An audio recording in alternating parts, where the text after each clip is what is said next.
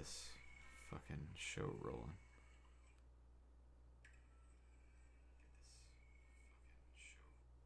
All right, yeah, there we go. And it's live.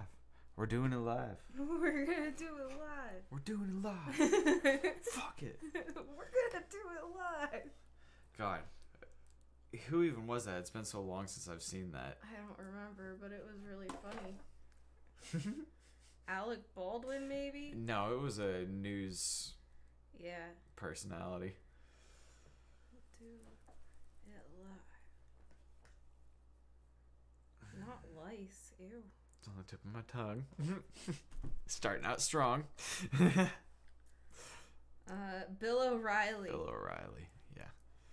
God, it's fucking insane. If no one knows what we're talking about, just Google Bill O'Reilly, do it live, meltdown. It's hilarious. He's an NBC personality? Inside Edition. Inside Edition. God. Yeah, I feel like he, or maybe at least that moment, was a distinct inspiration for the guy from Anchorman. Oh. Whoever Will Ferrell played. Yeah. Ron Burgundy. Yes, I'm like, it's a color. Yeah, for some reason I can remember that name, but I can't remember the guy that actually exists. What the fuck? And I've maybe seen Anchorman once.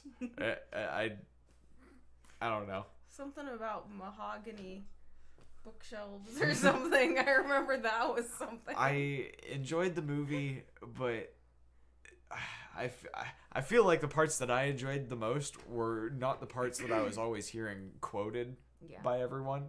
I definitely enjoyed Brick and Lamp. I love Lamp. Yeah. And I can't remember if it's the second one or not, but he falls in love with that girl. I think that's the second one. And she asks him what his favorite food type is, and he's like, peeled. And it's fucking ridiculous. I cracked my one buddy up. We were always joking about that at work. Yeah. It's like seafood. Steve Carell, that's his name. The guy, the dude from the office. Yeah, their boss. Mm-hmm. Yeah, he played in Get Smart and stuff. Yeah, he's funny. I really enjoyed his humor. He was probably one of the most irritating parts of The Office for me when I was young, because I just didn't get the humor growing up. But it came around to me. Yeah, that show grew on me. It's pretty legendary. Yeah. I would watch it after I worked in the pharmacy, and I was like, wow, this show knows what it's all about, working in an office. All the different weird personalities and like people trying to do each other at work. Oh my it's God. Like, yeah, they really did a good job with all that. Yeah. He's a good actor. He's really funny, but then he was in a like TV series called like the Patient or something, and it was very serious, but he played a psychologist who recently lost his wife and was helping this guy. Well, the guy actually like kidnapped him, and I don't remember the rest of it. I think I stopped watching it because I was like, wow, this is a lot. And I don't like seeing this guy in a not with all humorous position. Yeah. And like with it being so close to the work I do, I'm like, yep, I could totally get kidnapped by somebody for sure. It would happen.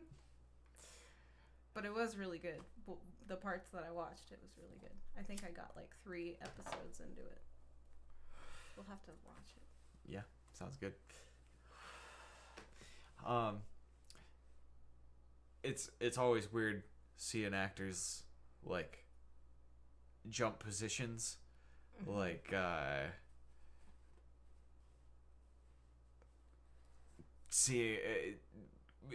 for instance, if you had seen nothing but Jim Carrey like Ace Ventura style movies, and then you tried to watch Eternal Sunshine of the Spotless Mind or something like that, it'd be really jarring. Yeah, you'd be like, who was this? Where the fuck did this come from? And Yeah. I want to say he did one not long ago. I can't remember. I mostly just remember the ad seeing Jim Carrey all tatted up. Oh yeah. God, what the fuck was that movie called? I don't know, because I didn't see it either. I've not been into the cinema at all lately. I've just completely abandoned ship of most of the new movies coming out and actors that I used to love because, you know, I don't know. You know, but I don't know. No. I only know. But no, I feel the same way. Like, I used to like going to movies and like paying attention to what movies were coming out, and now like it's not something. It's expensive. COVID happened. That really kind of put the nail in the coffin for movie seeing. It put a ton of movie theaters under. Yeah, because then like, well, how are we gonna make money? Well, we'll just start offering people to stream it release day instead. But like, I don't know, you don't get popcorn and magical surround sound the whole IMAX experience, having to deal with annoying people talking through the whole movie behind you. Yeah, I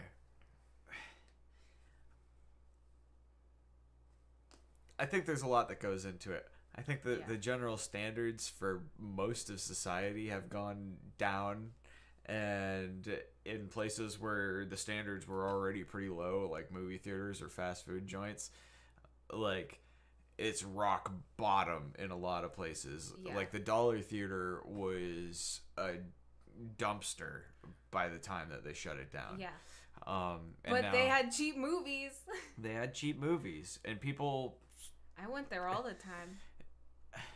It was also close to where I live. Yeah, I went there a lot. I don't know how many people still went there. Whenever I went there, the parking lot was pretty sparse. Yeah. The seats were all tattered and falling apart. Yeah, there was and it was gross in there. There was no reinvestment in the place, and it could have been a lot better than it was. But that aside, like Tinseltown, nobody's gonna pay $20 for the same experience that they could get in their living room on a flat screen with a giant surround sound set up around them. Yeah. They don't have to deal with the shitty assholes and the punk little kids with the fucking loser parents who aren't gonna discipline anybody. And then whenever you finally say like, I paid for this movie, I want to actually watch it, people are all upset with you and the fucking audience. Yep. And you feel like people are like fucking hate staring you from across the aisles while you're trying to watch the movie from that point onwards. Yeah. I feel the same way about going to amusement parks like Waldemere. There's little punk loser kids jumping over the handrails everywhere you go. It's not an enjoyable experience. Nope. The last time I went to Waldemere, I almost got into a fight with people. Yeah. And I insisted that we left because it was just a nightmare. It's a nightmare. Yeah. If you're someone who's willing to stand up for yourself, it's not an enjoyable time. Yeah. Like people just trying to cut in line because they're like, oh, I'm related to you. Yeah, you're related to everybody in this line. Like, no, you're not. And, it doesn't work that way. And regardless, I don't care if you're related to the fucking Pope. Yeah. I got here first. I'm fucking standing in line, motherfucker. Yeah. I'm not gonna let you in front of me. Yeah, like, we all paid the same amount to be here. Yeah, all of our time is just as valuable. We're all getting old at the same fucking pace. Just God. Yeah, so it's tough. And I generally consider myself someone who wants to give people the benefit of the doubt. and wants to just take things easy and overlook things and just not get overreact to something like someone jumping in front of you in a line to an amusement park ride. But after one person after another does it, and nobody is saying anything, and the reason why people continue to do it is because no one says anything, you start to feel compelled to say something. And especially, like, I feel like I lived most of my life being told not to say something. Not only observing people not saying anything, but literally being told not to say things. Yeah. Like, don't get upset. Hold your tongue. Don't overreact. Take the high road. It's not a big deal. Yeah, be the better person. Yeah, seriously. Oh my god. Like, it's so hard to teach yourself out of that stuff, too. And people... It's like you aren't able to be critical of anything. Yeah. You just have to sit there and take it. Yeah. You literally have to sit there and take it. You can't question things. If you have a negative opinion of anything or question anything, you're just being pessimistic or cynical. Or you're an asshole. Or you're just generally negative or whatever. And people are just basically projecting their opinion of you onto you and your opinion of whatever you're criticizing. Yeah. It's bullshit. Yeah. It's fucking bullshit. It's ridiculous. And it really leaves no fucking room for dissent or discourse, open dialogue between perspectives. Yeah. I think it's a deep-seated issue everywhere today, and it's super isolating. Yeah. Over time, like, you don't notice it at first, but then, and it's a downward spiral because of that. 15 years fast forward, everybody on this side hates everybody on this side, and you can't like one thing without other people automatically lumping you in with whoever. Yeah. It's weird. People assuming that I'm like a diehard Republican because I like Elon Musk, and like, it's so weird. Or because I know stuff about Dogecoin. That's a really weird thing. Yeah. Right now. And that's something that I've never experienced because I've never been comfortable, like, as a young person with like who I am enough to say things that I'm interested or say things that I know about. But now that I'm older, I do that stuff, and it's like people just, I don't know if it's something new or if it's just a result of that isolation echo chamber type stuff. Yeah. It's really weird how things like Dogecoin is something that was completely apolitical at conception, and for all of its life until only very recently, has all of a sudden taken on a completely new political meaning. And not even that, just like being supportive of the Bill of Rights and the First Amendment. How telling people that you signed a petition saying that you staunchly support the Constitution and the First Amendment and the Bill of Rights and stuff like that. Yeah. How that somehow is being manipulated by people into having been bought out or being aligned with like some radical political ideology. Like, the whole reason that the First Amendment exists is so that you can question your government. Like, if you take that away and the government gets to decide what you get to say or what you get to question, like, that law is gone. Imagine that. Imagine not being able to question your government. Yeah. Imagine a world like Imagine being someone in Tiananmen Square. Yeah, like standing in front of a tank. Yes. Saying, I disagree with you, government. Yeah. They run you right over. Yeah, they will flatten you. And you will end up like a backlogged registry on TikTok where they're trying to suppress you, but people for some reason try and question whether or not TikTok is actually corrupt. It's fucking insane. Which blows my mind. They try and hide that shit, and people say that TikTok is okay, regardless of whether or not they're compromised by the Chinese. Anyone who is trying to suppress peaceful political dissent against a government, actual peaceful political dissent, like this guy was literally standing in front of a fucking tank with a fucking suitcase, flattened. Just like, yeah. I don't know how you can see that any other way. How can you rationalize that that is a social media platform that is transparent if when the spokesperson, when testifying before the Supreme Court, says, basically tries to deny that it even happened. Yeah. TikTok is just a very toxic place. I feel like all of social media is, but people selectively pick and choose based on their own alignments, which platform basically like represents them. It's weird. Yeah, it's so strange. They're like, it's just tribalism, but on like a grand scale.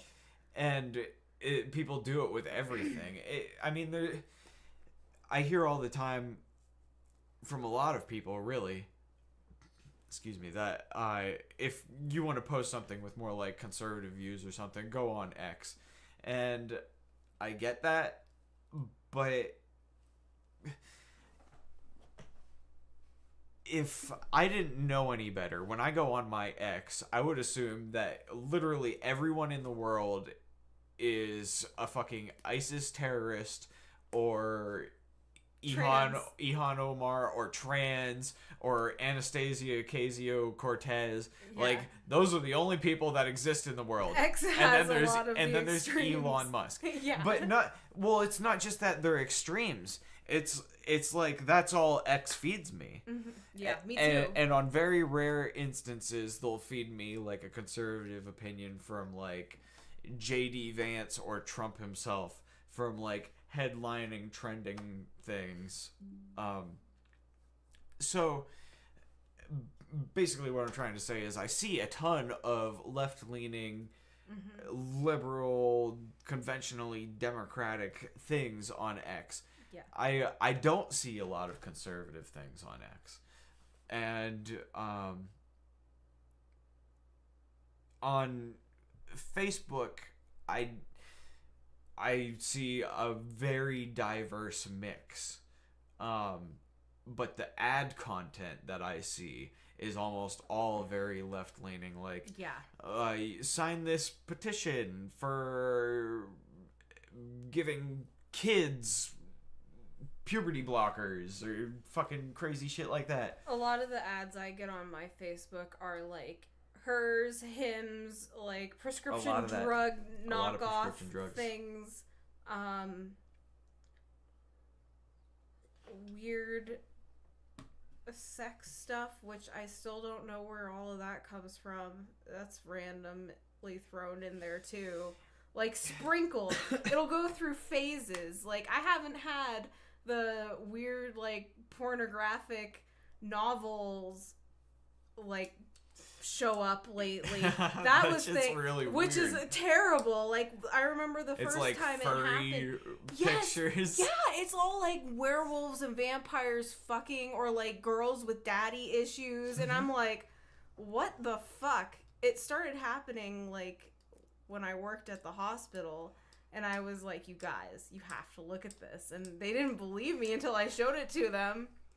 And they were like, it makes me wonder what kinds of things other people see on their social media. Yeah, because, like, I obviously don't watch or look up werewolf vampire porn, and I don't have daddy issues. Like, where did Facebook's algorithm get that? So, I feel like it takes, in a single instance of something where you click going somewhere on something that you are interested in, and then it just manipulates the extremes of whatever that is and tries to guess whatever it is that you liked most about it. Yeah.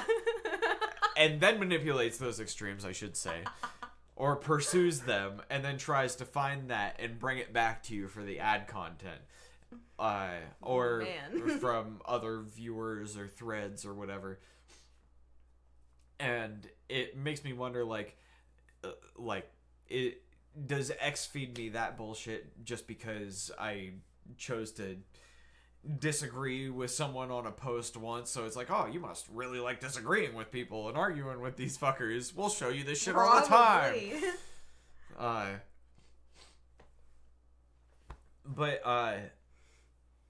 It is weird that speaking of on the free speech topic and how like people just generally view you as negative whenever you just for questioning things.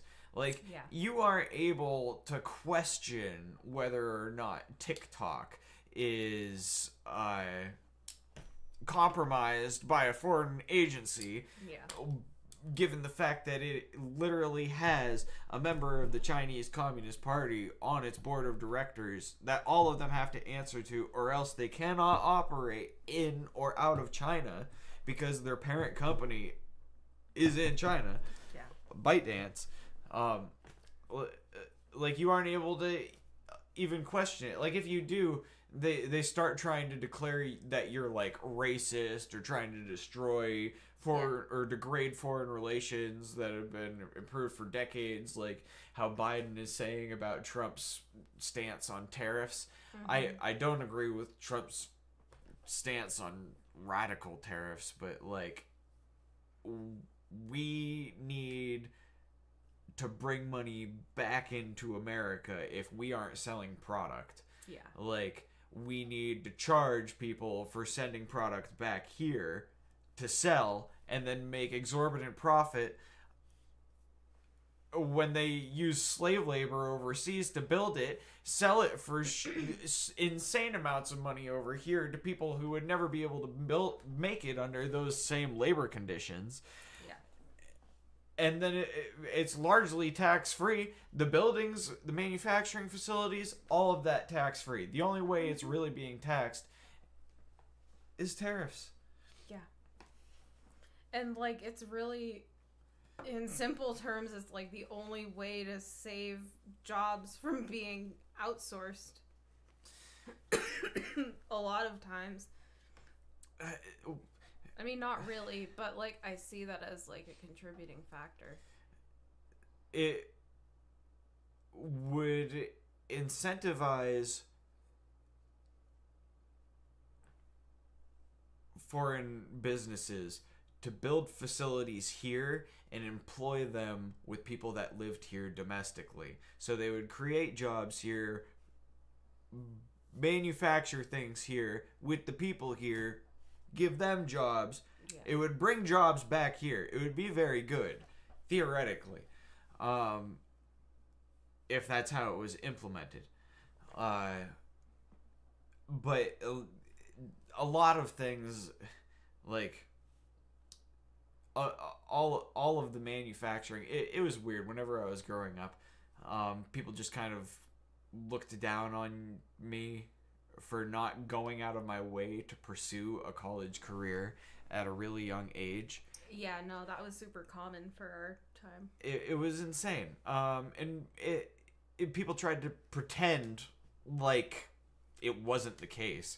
Like, I would tell people that I had a strategy to try and make money out of high school to try and go to college, rather than just throwing myself into debt, because I had lived a pretty, like, financially stressful life growing up. Yeah. I'd never really lived at a point in time where I wasn't concerned about whether or not our house was going to get foreclosed or something like that. It was a common like threat in my family. So like getting money to secure myself was a much greater concern than going to college. And I remember this one girl I was talking to, I was probably a sophomore or something, explaining this stance to her, and she's like, wait, you're just gonna do that for the rest of your life? You're just gonna like go and work and like build houses and stuff? I'm like, no. Like, what are you even listening to me? Wow. And she wasn't the only one. I remembered like friends' parents and things saying things to me, or teachers at the school, basically like trying to. It wasn't even so much that they were like trying to encourage me to like put myself into a stressful situation and make some self-sacrifices with, like, for instance, my social life or something to really further myself as an individual. It was more like I don't know, disillusionment that I wasn't amounting to more or something, or it was weird. But yeah, the general feeling that I had in my mind, or impression that I got, was that people just kind of looked down on you if you weren't going to try and go to college, to try and basically like get an administrative position at a shop as a shop manager, from getting like a business administration degree, so that you'd be pointing your finger rather than running the machines as the like technician or maintenance worker. Yeah. And yeah, that's definitely something that happened. Like, I remember, as somebody who was going to college, was supposed to go to college right out of high school, and then I started going, dropped out, and then went back again. Like, it was a really confusing thing, because people were disappointed in me simultaneously that I was not going at first, and then they were like disappointed that I was going, but it wasn't as soon as I should have been going, and like I didn't know what I was doing. I didn't know what I wanted to do, and that's why I wasn't like all into going. I'm sorry. How did we get on the topic? I can't remember why I brought up going to school and people being disparaging of not going to college. People not being able to question things. We were talking about TikTok. Yeah, social media stuff. How it's like a vacuum. People will assume things about you that aren't necessarily true. Stuff like that. Oh God, I lost it. Whatever. Okay. God damn it. It's late as shit. Yeah. That's what happens when you start these really late. So you know. Yeah. That sucks. Yeah. But it's fine. It's totally fine. Because now I got a master's degree and I don't really care. I will work from home. Oh man, it's bugging me. It was relevant. Whatever I was talking about was relevant. Everything's relevant. Not everything.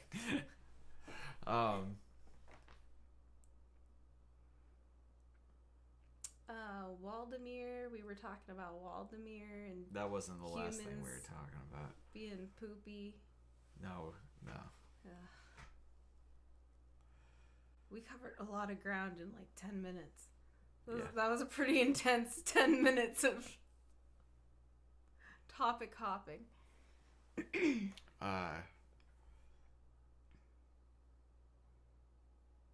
Yeah. Man, this is going nowhere now. This is terrible. we were talking about the United Healthcare stuff earlier. I don't know if you wanted to get into that or save it for another time. Yeah, no. I'm willing to talk about whatever you want to talk about. We're here. We're talking right now. Yeah, that's true. Yeah, that whole thing's really interesting. Luigi. I was reading about him, and apparently he graduated from the University of Pennsylvania, and he has like a master's degree in science engineering. And he wrote like a 3-page manifesto. I'm sorry, I'm really fucked up because I couldn't remember what I was fucking talking about earlier. It's alright. Nope. Yeah, this is crazy. The whole thing's crazy. Yeah. It's interesting because I don't really know how to feel about it. I mean, man, I feel like it's just been a long time coming for something like this to happen. But like, that dude didn't deserve to be murdered on the sidewalk. But a lot of people suffered at the hands of United Healthcare unnecessarily, so it's hard to say. I mean, I don't know.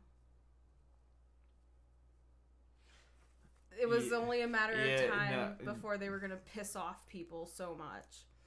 Oh, so there's never been a greater disparity in wealth between the highest earning class in the world and the lowest, especially in the U.S. Mm-hmm. And the greatest difference, like velocity, so to speak, like rate of change in the speed of like that disparity, the gap, that wealth gap, came about during COVID. Mm-hmm. Yeah. The pendulum's going to swing the other way pretty soon. And I say that often, and I don't just say that about like the political spectrum. It's definitely going to happen economically as well. Things don't go up for forever. And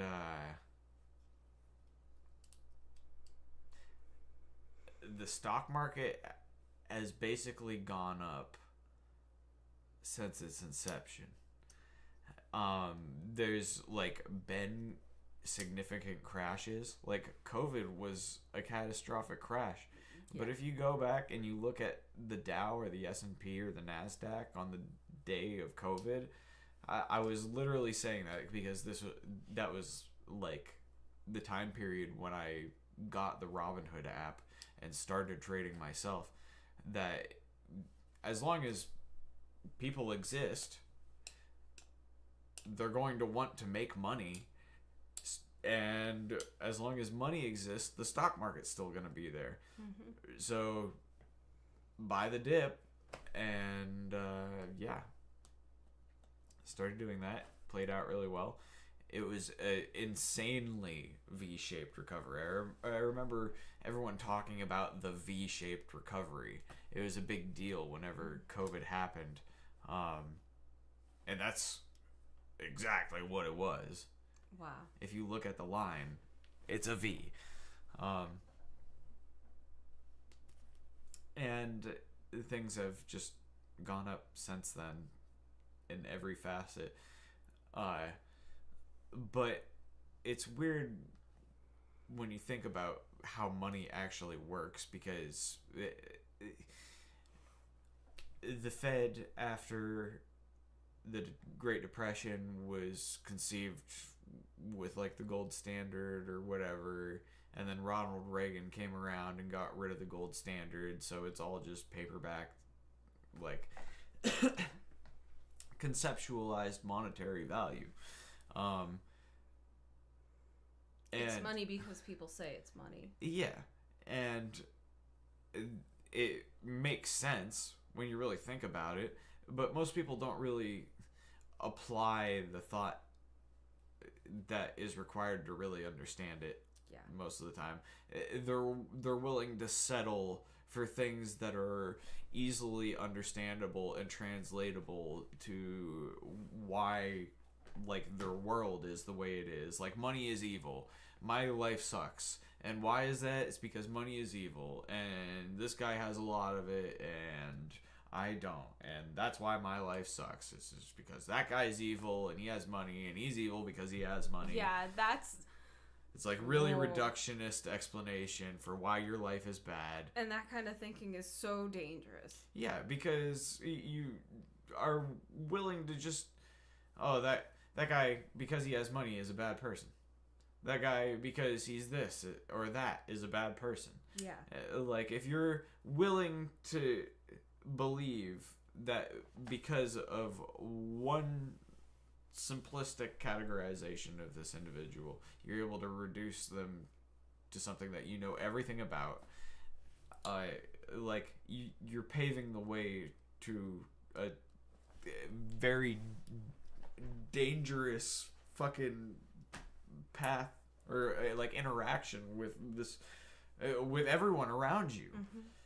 Like, you're basically setting yourself up to have negative interactions with everyone around you. It's like the person I know who said, like, if it was up to them, they would, like, sacrifice a billionaire to whoever every year, and then, like, all of that billionaire's money would just, like, go to poor people.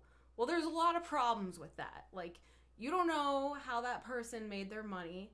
Like, they could have built themselves, like, pulled themselves up by their bootstraps and, like, worked really hard to make all of that money. And then just because they worked really hard and they finally made it and you didn't make it, like, now they're just gonna die. Like, you're just gonna kill them because of the money they have. Most of those people are really short-sighted. Like, yeah. If they worked their ass off and ended up with $50 billion, and you said, all right, you worked your ass off, you got $50 billion now I'm gonna take $1 billion a day from you for the next 50 days because you're rich and you're evil, and I'm gonna give it all to the poor people. Would they be okay with that? No. They would say, go fuck yourself. I'm going to buy some tanks and jets and shoot your fucking face in. Yeah. And, like, throwing money... Oh, my God. Throwing with money... 50 billion, I mean, like, one F-15 is probably, like, 40 billion, but, you know. Like, just throwing money at problems and expecting them to go away isn't how you fix people being poor. It's not how you fix people being addicted to drugs or being homeless. Like, yeah, of course, if you pay somebody's rent, they're not going to be homeless anymore. But would they be able to, like, do that on their own? Would they even want to do that on their own? A lot of people choose to be homeless because they want to live off the grid. They're veterans. They don't trust the government anymore after everything they've been through, and how after you, like, risk your life, the government's just like, you didn't almost die and you didn't lose a limb, so go fuck yourself. Like, thanks the VA, that's really great. Like, nobody understands that that's how, like, the military is. It's terrible. You have to be service connected. Like, if you weren't a victim of, like, mustard gas, Agent Orange, you didn't have your leg blown off by something, and you don't have PTSD and, like, tried to strangle your wife because of it, like, you get no help from the VA. And not only that, but there are so many of them that do have, like they're catastrophically, like, in their own minds. Yes. There's people like that who live among us every day who get more treatment and respect than these people who we literally put in harm's way in front of bullets and fucking rockets and firing grenades, and then those people who get PTSD from that can get fucked. Yeah. Like, what the fuck is that? Yeah, it's ridiculous. And like, oh gosh, what else was I gonna say? Something along those lines. It's just, oh yeah, it's like a slap in the face when people are like, thank you for your service. And it's like almost like a competition. Right, yeah. It's like some kind of weird such a social statement. like circle jerking, like, well, did you thank a veteran for their service? Like, when I talk to veterans, I will sometimes thank them, but it's not the first thing I say, because that's not like what they need to hear. I'm sure they're so fucking tired of hearing about it, and they're probably like, I didn't like the service I did either, especially if they fought in Vietnam. My grandpa fought in Vietnam, got shot in the hip. He came home on a stretcher, and people were standing there at the airport waiting for them, throwing garbage. Yeah. Like, right. It wasn't a glamorous thing, and like in today's times, we're treating it as like some kind of glamorous thing, while ignoring all of the severe consequences that your service has caused you. Yeah. And then we're just leaving people in the streets. It's disgusting. The fucking new military ads just get worse. Oh my god! Like, they're go more to college like for free. Well, they don't even show college most of the time. It's like action scenes. You're right. It's like a fucking like climbing up the helicopter, like it's Michael all Bay. inclusive, totally tolerant, DEI, yes. fucking Transformers movie. Nobody cares when you're in the jungle and you have a gun and the other guy has a gun. Nobody cares. Oh no, I beg to differ. I bet that fucking dude who's a fucking super mutant man is going to love beating on a fucking tiny little pipsqueak woman who, like, has been eating nothing but tofu and soy. I'm sure he'll be very, very happy. Yeah. Well, I meant, like, nobody cares what the color of your skin is when you're fighting a war. Or what your gender is, or what you like to fuck, or what you identify as. None of that. They care about being alive and staying alive. Pretty soon, none of that will matter anyways, because it'll all be super war machines. Yeah. Have you seen those new clouds of drones they have? No. Yeah. Okay, I'll look it up. Hang on.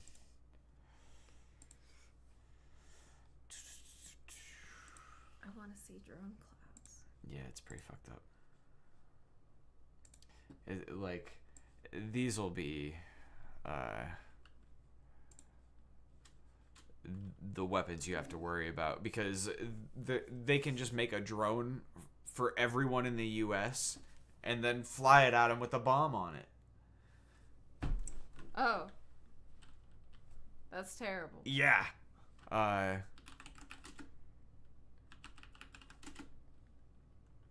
Yeah, fuck. This will probably show it. Drone swarm deployment? Okay, yeah, here. Get better than market returns, completely automated, like without having any prior experience. So come check this out. We put money. It looked like an aircraft carrier in the sky, and we just have drones flying out of it.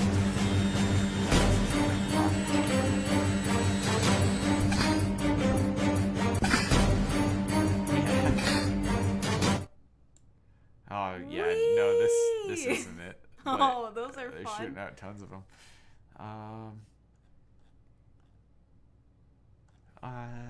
The one I was looking at had like a bunch of them in a field.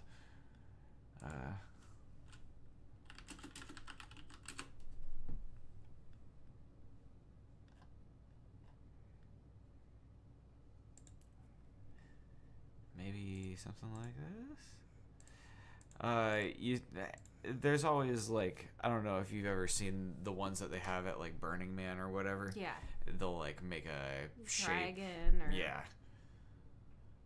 make a giant floating skull in the sky or whatever, crazy things like that.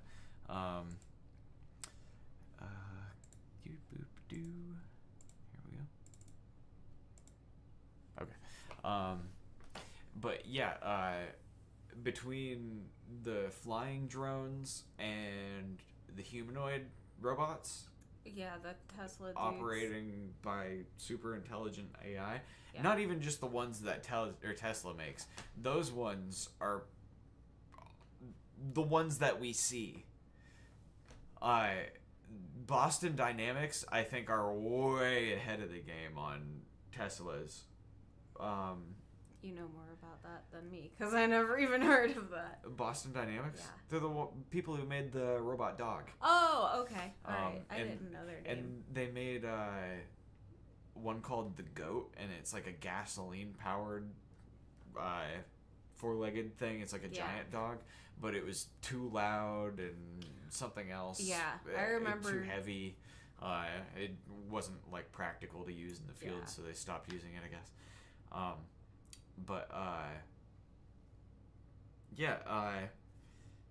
Drones. I think it will almost become necessary for us to have them around to help protect us, because of the fact that other people will use, or other people in general will try and use robots to attack us. Yeah. And the only thing that will be able to identify a target or a fucking threat fast enough will be something with AI, super intelligent, hyper intelligent AI. It's basically like we're in the Cold War again, except it's with AI. Yeah, very much so. It's very... Yeah. And quantum computing and things like that. Oh god, that statement just made my brain hurt. Oh no. That we're in a Cold War? Yeah. I mean, we never stopped being in one, really. Yeah, I Arguably, suppose. we were in one long before the Cold War even started, because, fucking political flaunting of military prowess and technical capability has always been something that people have done. Look, I've got a bigger stick. Look, I've got a pointier stick. Now I can shoot my stick really far. I can fling a giant boulder with this stick. Now my boulder's on fire. Oh god. Yeah, like, it's just never ending. Now my boulder's laced with the bubonic plague. Yeah. This one's got Ebola. Okay. I gotta go to the bathroom real quick. Okay. So we're gonna take a break. We're gonna take a break. We're gonna do it. Intermission time. Here we go. Doing good. It's almost been an hour. Oh, nice. Don't get Ebola. Don't get Ebola. While we're gone.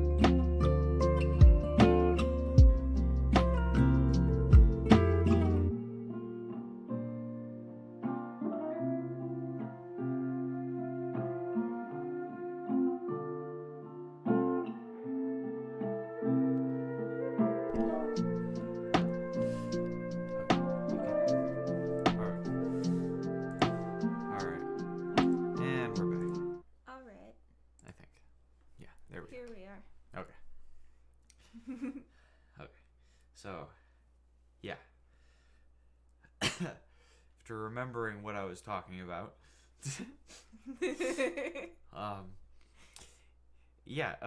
people have just kind of been disparaging of like basically blue collar positions, and it's weird. I've had conversations with a lot of people who like, I don't know, you would basically say they're like well to do and never came from a background where they or anyone in their family really like got dirty and stuff, and they're like, no, I don't really see that didn't really happen.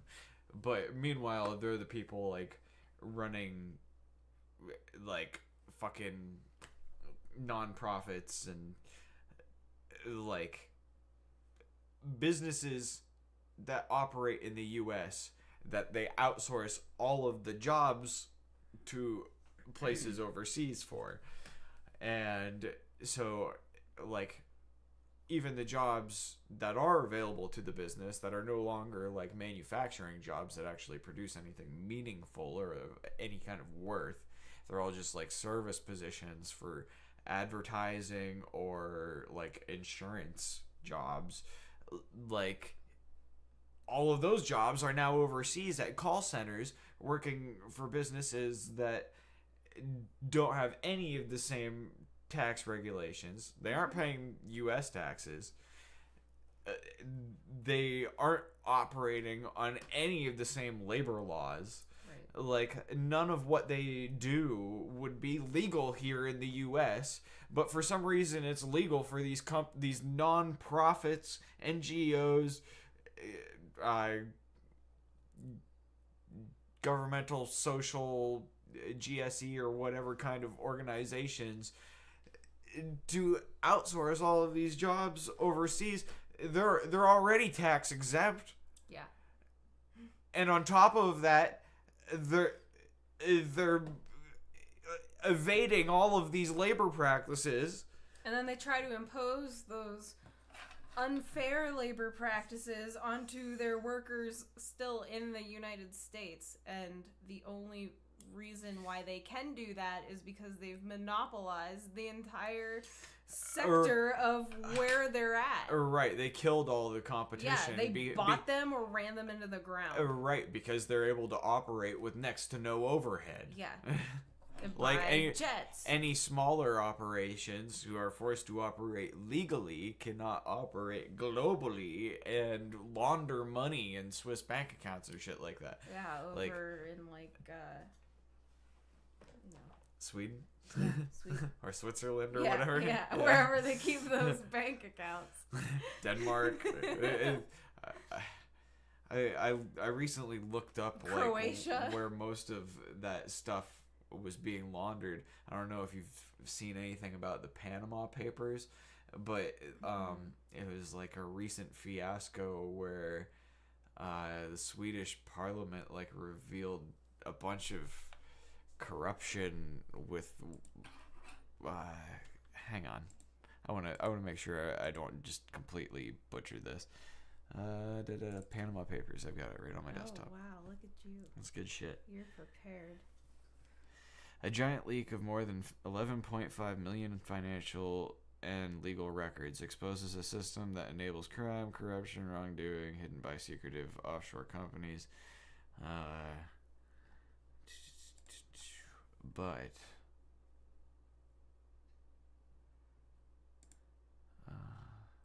hang on.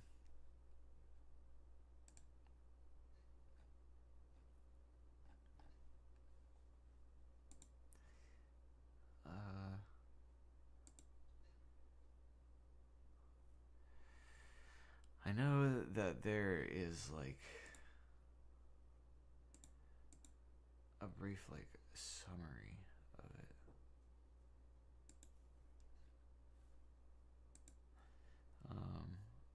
Or like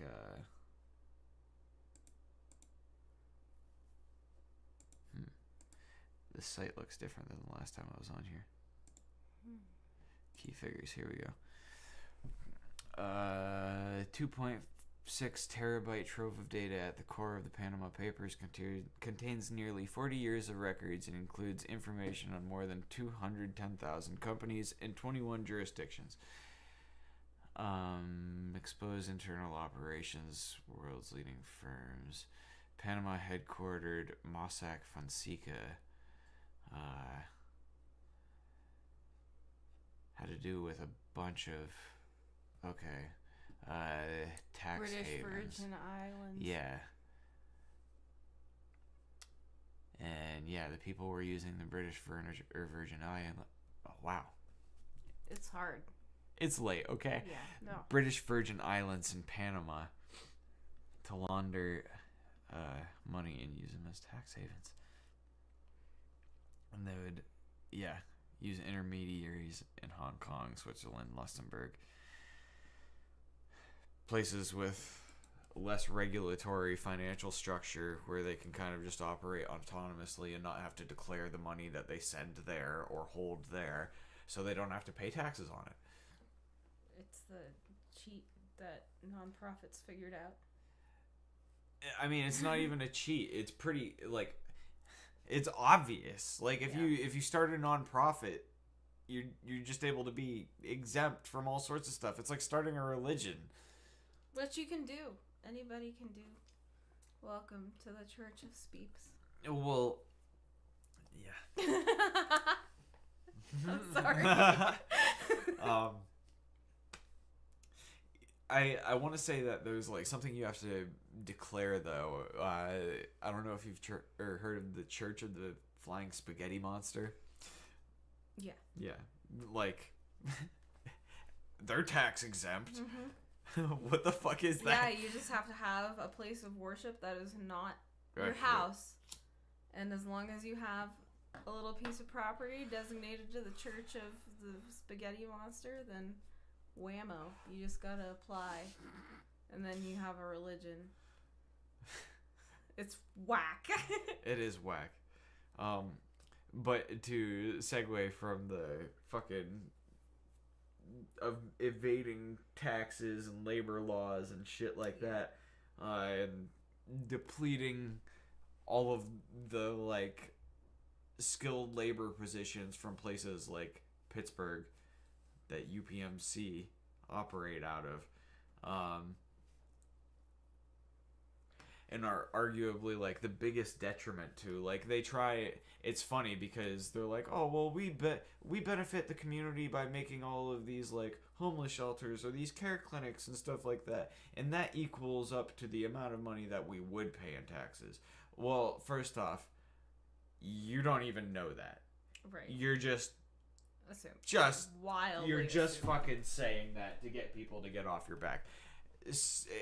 Second off, you aren't letting any of the people in the community decide anything. That's basically saying that you're a fucking dictator and you have the money and you're going to do what you want to do with it. Mm-hmm. And we know better than you. And so what you're saying is you're going to create things that generate more fucking profit for you? That's the only reason why you're making it. You wouldn't make it if it didn't make profit from you. You literally wouldn't. Because it would be a business expense. It wouldn't be a fucking, a form of creating residual income for yourself. You wouldn't create anything to spend money for people. You absolutely don't. UPMC's fucking ex-director doesn't even work anymore and he's still getting paid over six figures. Yeah, it's what is it? $11 million a year or something? I don't know, but you can look it up on ProPublica. Yeah. But, and the amount he gets paid only goes up every year. Same with Leslie Davis. And they are just drops in the bucket. Yeah. Bill and Melinda Gates, Bill and Hillary Clinton. All the Bills. Bill Cosby. If your name is Bill, you get more bills. Yeah. Yeah, seriously, all of them. And that's not to say that there aren't nonprofits that aren't corrupt. Yeah, there are some that do good. But the fact that they can operate with impunity is not okay. Yeah. It's the same with police. Like, people are losing their mind about the fucking police right now. The police aren't the problem. The fact that they can operate with impunity and get paid administrative leave and then just get back on the fucking killing job. Somebody. Yeah, like like what? Like, if you're found innocent, you get due back pay and you get back on the job and you arguably get pay for harassment. But if you're found guilty, you don't get anything. Yeah. But nobody gets paid administrative leave. If you did something wrong and you're getting investigated, like, the cops, like, whatever paid source would generate the source of income for the paid administrative leave should only pay your bare minimum finances, like your living costs, some food, but you're probably sitting in jail waiting to be sentenced. You aren't. They go home. Yeah. They go home and they hang out. They go to the bar while people are dead. And it's not a racial discrimination problem because cops shoot white people all the fucking time. White cops shoot white people. Black cops shoot black people. The problem is police brutality and poor training. And it circles back to the poor standards and diminished standards thing that I was talking about. But people say that, like, having high standards is discriminatory, so standards are lowered because of discrimination to make it like, standards are too high. We aren't getting any of these people that we need to be able to meet our affirmative action quota. So we need to drop our standards so that these individuals can get in there. Not only is that discriminatory and condescending to the individual and not expecting them to meet the same standards as everybody else that you know that they're capable of, like, that is completely destructive to society. Yeah. And there are, I can't even remember what state it is, but, like, they're literally hiring illegal immigrants to be cops in fucking Western states right now. Really?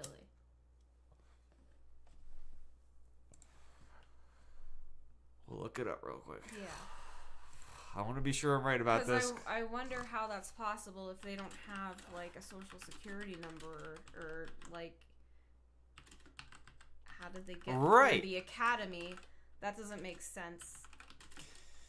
But I'm sure that there are, I mean, I could see that there would be, like, diploma mills for cops, but man, that would be crazy.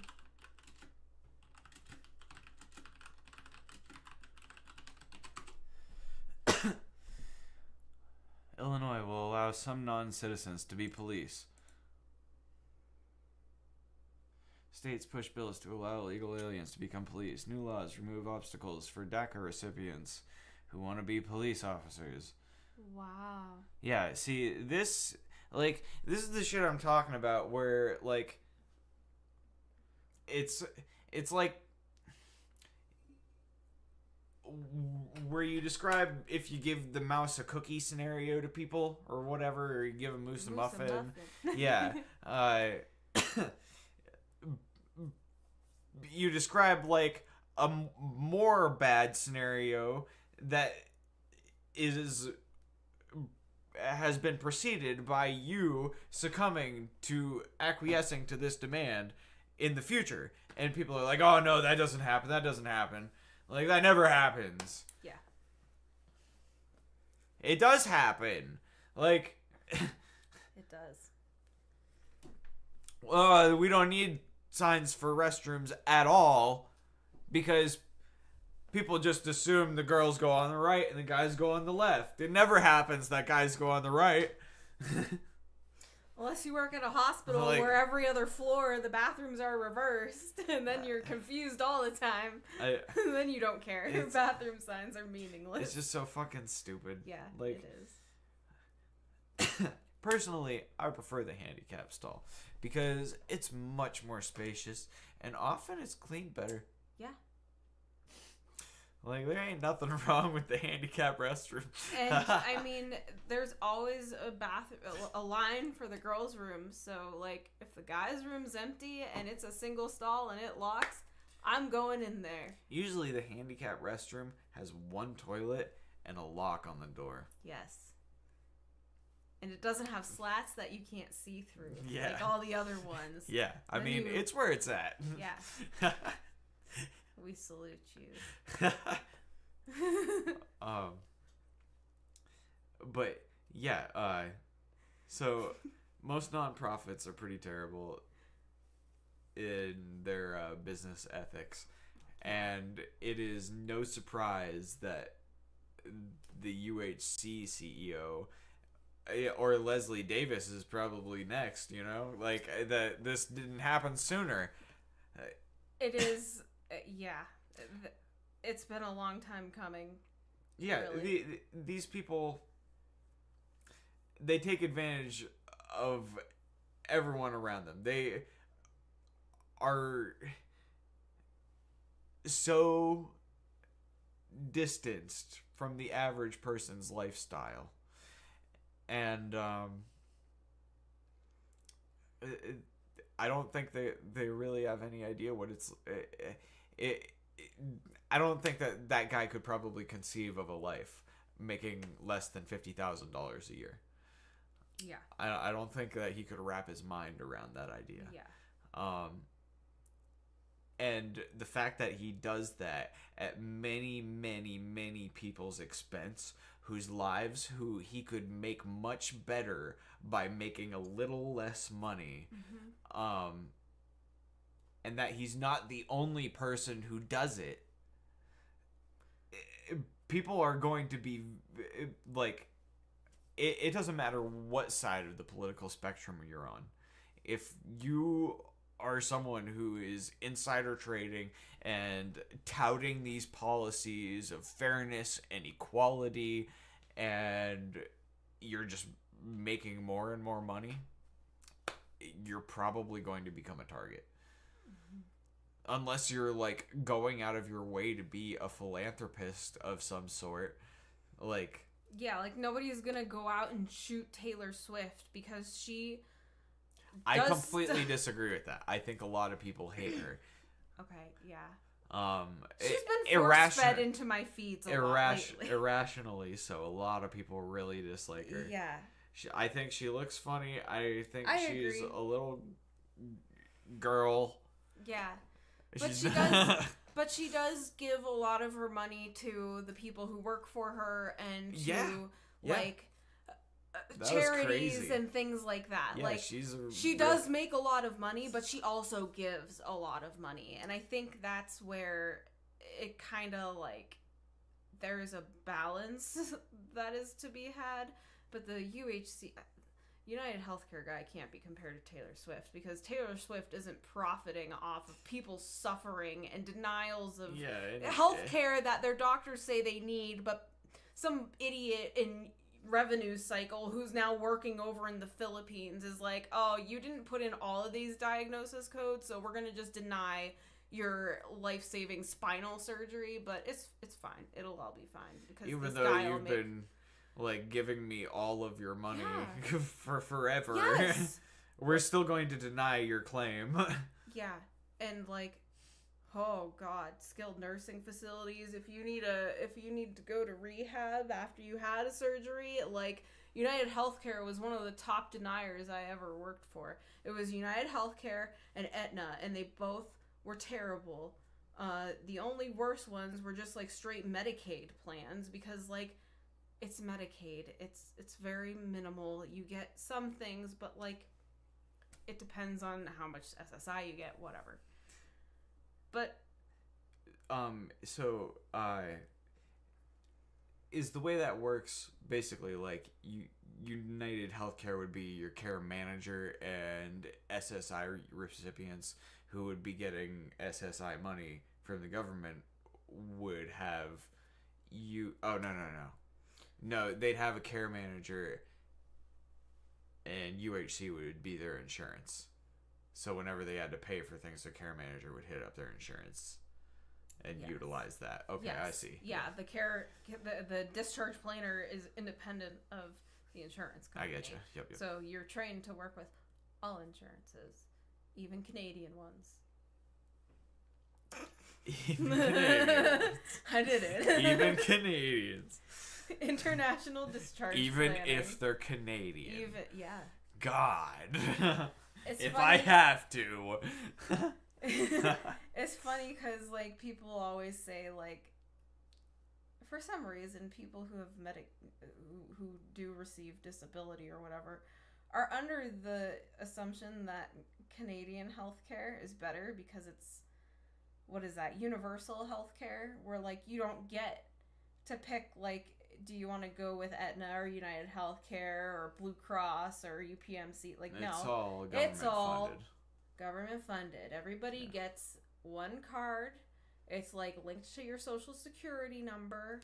And you don't have to submit an authorization for a skilled nursing facility. But there are wait lists for skilled nursing facilities just like the United States. Except they do it on a tier basis. So you don't get admitted to a skilled nursing facility because you broke your leg. Because there could be people ahead of you who are on that list for, like, long-term care or whatever else. So you have to, it's almost like playing God, essentially, is how they do their admissions for a skilled nursing facility. It's not like first come, first serve, like in the United States. They decide who gets in first. It's like a lottery. So, wait, well, hang on, because making a conscious decision is different from picking a name out of a hat. I'm pretty sure it is conscious. Okay. Decision. So they literally... They have wait lists, and it changes all the time. Well, is it... So, like, is it that tier system, but they pick a name out of the hat off of the tier? I think that's how it works. Okay. Don't quote me on it. I didn't work in the Canadian healthcare system. I only discharged to it, but it was strange. Well, like, you have a need. Your level of your needs can be met at the available level of care that has open beds, but, like, the facility won't take this person whose needs are a lot more urgent than everybody else's because other people were there first. Or something along those lines. So they might put you in some level of care and then move you up as they're available. As spots become available. But that's not efficient. Like, if you need rehab, you need rehab. If you need long-term dementia care, then you need that. Leave it to the Canadian government to not be efficient. Real backwards. They also tell you, like, I don't know, it's this utopian government, like... I don't understand this. People have this, like, utopian ideology behind the, like, theory of universal healthcare or not universal healthcare. Yeah. Or, like, oh, these businesses are full of corrupt assholes and our government's full of corrupt assholes. But I want our government to be in charge of my health insurance. Right. Yeah. I'll give them my money. It's insane. Like, they've been so efficient. They've done so well with my money before. I want to give them more of it. Yeah, they'll definitely get those potholes filled. Yeah, it's fucking retarded. Like, it's fucking trading one devil for the other. Yeah. Like. Yeah. I don't see any lesser of two evils in that situation. Right. Exactly. It's like a horse apiece. One has some benefits, the other has other benefits that neither of them has. Like, right. Whatever. The biggest detriment to... I mean, they're both the same way. Like, they're both just going to arbitrarily decide what they will or will not approve based on however much money you give them. But at least with the privatized healthcare, you have a chance of giving them some kind of money that might equate to some level of care. With the government, they aren't going to let you pay more or less on that. Mm-hmm. Like, they're going to give you one level of care, and you're going to hope for the fucking best. Yep. And another thing that's super important is appeals. Like, yes, most insurance companies are really, really strict, even more so now with, like, you have to be exact and put in every single diagnostic code that that person has had for their entire admission, and, like, you really gotta, like, talk up their conditions, because the insurance companies, like, listen, if you're not bleeding out of your leg, like, you don't need to go in the hospital. Yeah. Like, we know Are that you just literally had, dying? Yeah, like, we know you just had, like, Get out of here. your entire hip taken out and a new one put in yesterday, but, like, we're not going to be able to pay for that now. Like, you're just sorry, you're going to have to go live on the street. It's... And that's the way it is with a lot of people in the U.S. still. Yeah. Like, and it is, but luckily... It's a total fucking racket. Insurance is the biggest fucking racket I have ever fucking seen. And the only way... Other than non-profits. These... Seriously, like, for instance, in Pennsylvania, they don't even test your emissions for your vehicle, for your emissions inspection. They test to see if your gas cap is leaking. They don't see how many parts per billion or whatever of carbon dioxide is being emitted from your tailpipe into the atmosphere. They have no idea what the fuck that is. No fucking clue. Oh. Yeah. Huh. But yet you have to have a PA emissions inspection. Yeah. It's and, like, you have to have your insurance and stuff. Like... all of these things that are, like, totally non-consequential for the most part until they become consequential. Until it's consequential, and then the company doesn't give you any fucking money anyways. Yep.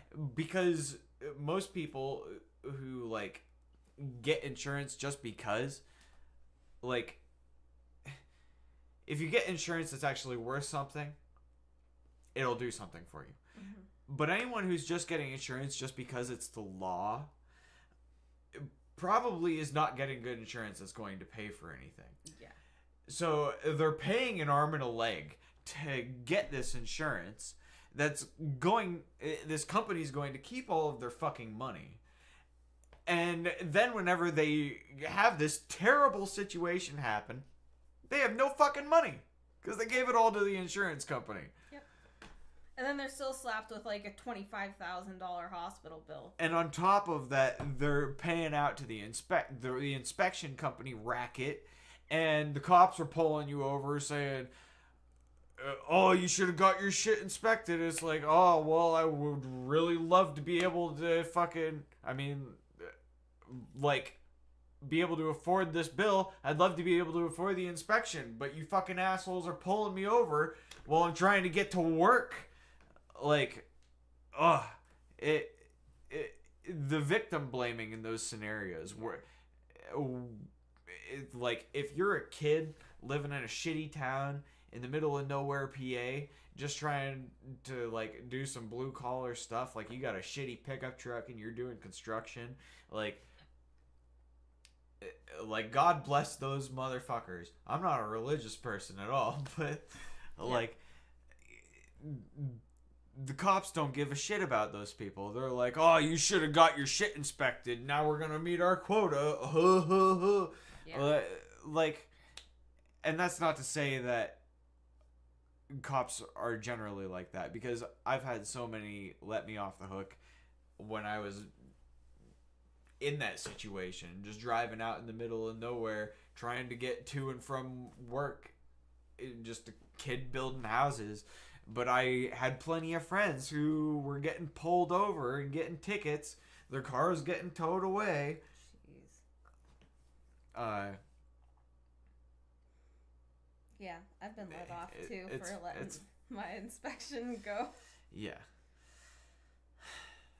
It's really a roll of the dice with every individual you meet. You meet fucking good cops and you meet bad cops, and you meet good cops on a bad day, you know? Yeah. And, like, there are good people who work for insurance companies, and there are good people who work for hospitals. And really, the bottom line is, no matter what insurance or hospital you end up at, you better hope to God that you have a case manager, a social worker, whoever, who knows what they're doing and actually gives a crap about you as a person and not you as like a room number or whatever, because at the end of the day, that person knows the system and knows how to help you fight that system. Yeah. Social workers are a bit of an unsung hero of our time in a lot of ways. You don't really hear them brought up a lot. It's funny because people are so into social kind of degrees that when the they humanities. when they hear that word social, people, I don't know, they, at least me, it makes my brain get fuzzy. I think of people trying to like, I don't know. Maybe it's just the rhetoric. It's like, here we go. People are going to try and like describe some inclusive scenario about how we should like come together and be a Sing thing. Kumbaya. Blah, yeah, like we should hold hands. Yeah, it's everybody And celebrate everybody together. But yeah, it's very much not that as far as social workers go, because like you got a psychology degree, like. Essentially, but more in depth, yes. Like, we study all of the psychology, except instead of just looking at the science and, like, the psychology degrees are mostly, like, experimental. Like, oh, all of these experiments, Pavlov, the rats, all those things. More theory, less application. Yes. Social work is like... the practical application. We build on that, we build on this. We look at everything in all different lenses and see things from different ways that most people don't look at things, because it's like, you're not really trying to figure out how people work, but it's helpful to know how people work and that and understand the science and theory. Yes. And like, the history behind the development of those theories. Yeah, for sure. It definitely helps you understand, like, and be more able to work with people, knowing that, like, okay, I'm talking to this person who is screaming at me. Let me not get offended by that and, like, talk this out with this person. And maybe if they told me a little bit of stuff, I could be like, well, now it perfectly makes sense that you would be screaming at me. I would be screaming at me too if I was in your situation. Like, because of every other situation you've been through, you've been transferred 50 times to the point where you're talking to me now, and you probably want to rip my head off, which is fine. That's totally valid. But it's not going to help you. All of your claims denied for 5 years. Yeah, like, it's not going to help you, and I agree. Like, your claim being denied is total bullshit. Like, I'm working for the company that denied your claim, but I'm going to help you talk to these other people who work in this company so that we can get that claim reversed and approved. It's, like, crazy how it happens, and I think, like, in a perfect world, it would be a good, like, checks and balances. Like, okay, we need to try, like, the least invasive thing first, and then, like, go, you know, okay, icy hot didn't work for your muscle spasms. Maybe you should try physical therapy. Physical therapy is kind of working, but now you're getting more muscle spasms. Okay, then maybe we'll try a medication.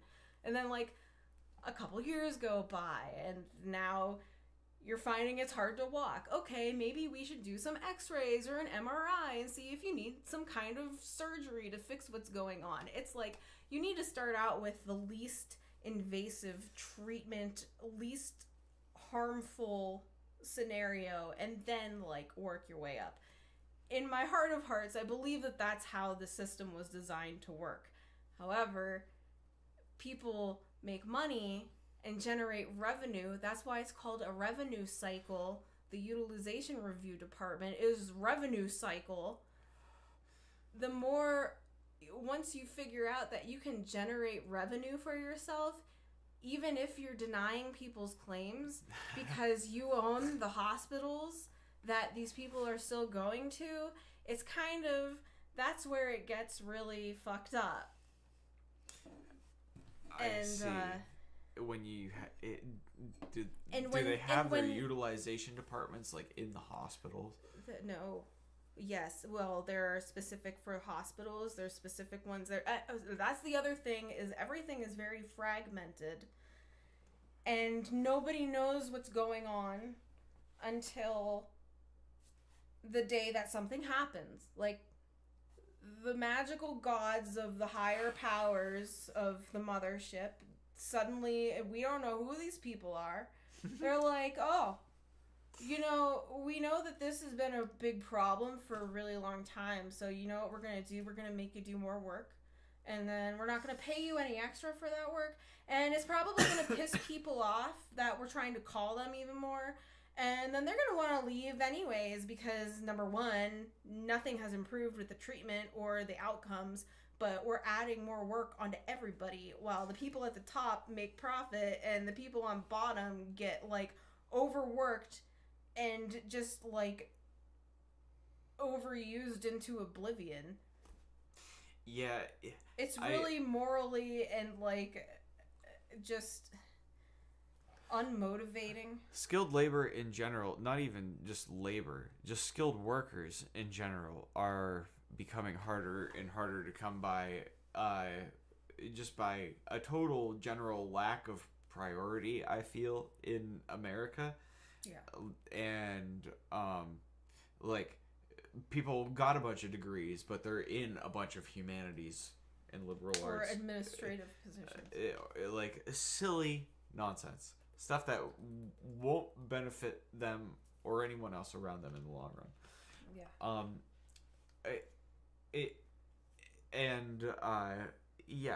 So, like,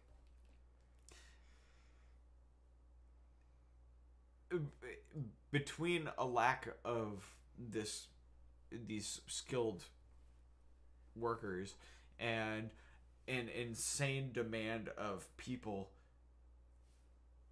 like a population boom like we had over the last several decades, now demanding exorbitant social services and really not being able to contribute anything and having no outlet to better themselves, other than going to these institutions that have been indoctrinated into nonsense so far as to saying things like math is racist. Like, you have to completely construct the academic system, and like, I feel like a general, like, complete lack of faith has been built towards just like science and the academic structure in general anymore. Like, people are completely losing faith in it all the time. It's exactly why you see so much fucking flat earth nonsense anymore.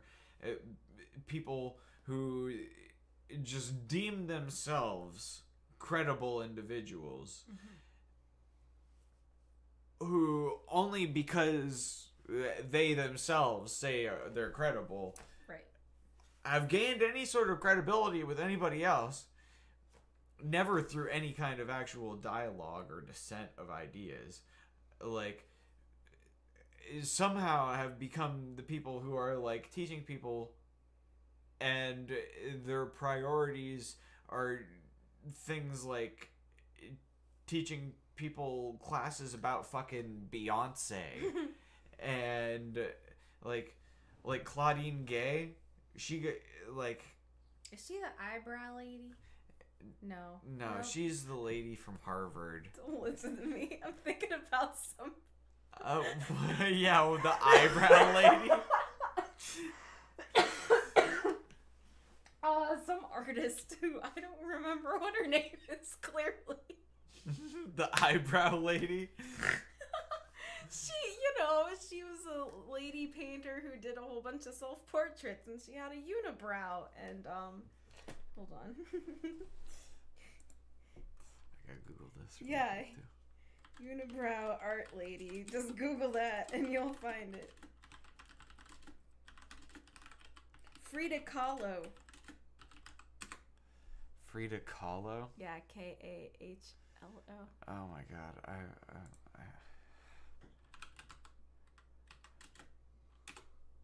Oh, wow. Yeah, the eyebrow lady. Holy crap. Wow.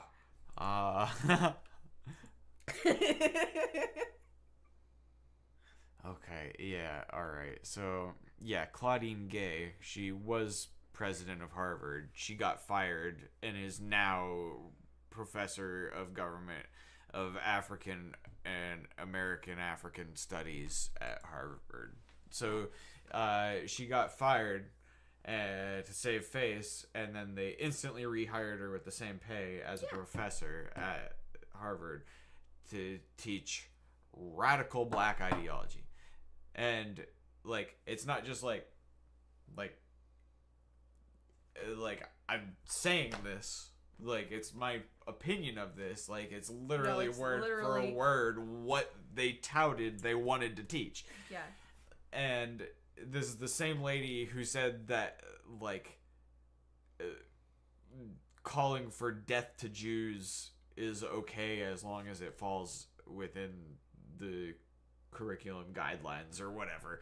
But, because there's any instance where calling for death to anyone is okay in any guideline. Yeah. What the fuck? Wow. Like, this word mincing fucking nonsense. The redefining of words that have been that have already had established definitions is for so long. Semantic bullshit. Yeah. Is exactly what is disestablishing the faith in the academic community and all of science, all of reputation, all of accreditation and certification.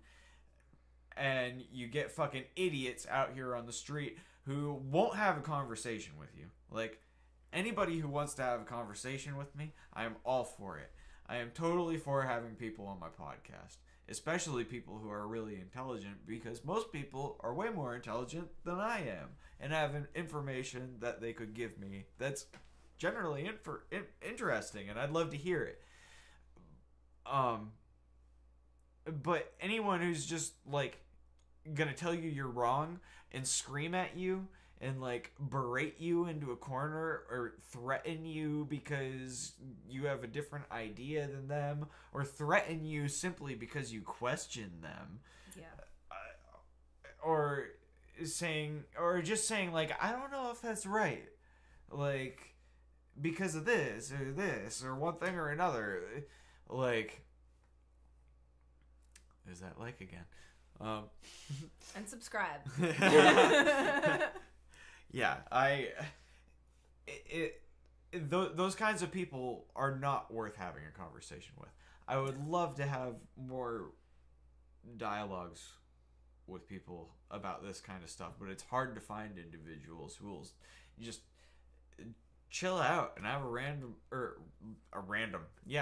just a general conversation about topical events with you anymore, like, without passing judgment or making it weird or losing like, their fucking mind. Like, even in people's families, like, I can't talk to my dad about politics. I couldn't talk to my family about any of this. Yeah, like, unless they were really drunk, then it might be okay, but then we'd probably get into fights. Like, it's so weird.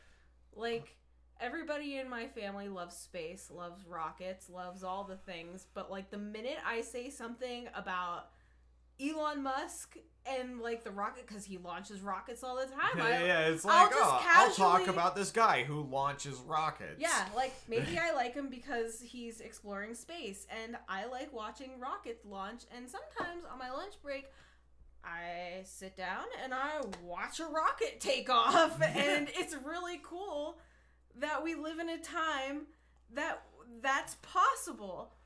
And like, because I appreciate that, it makes me a not good person or like I'm racist or extremist. It's ridiculous. The conflation of these things that have absolutely nothing to do with each other. Like, somehow Trump was affiliated with alt-right, white Nazi, white supremacist, super crazy, insanity, fucking nonsense. Yeah.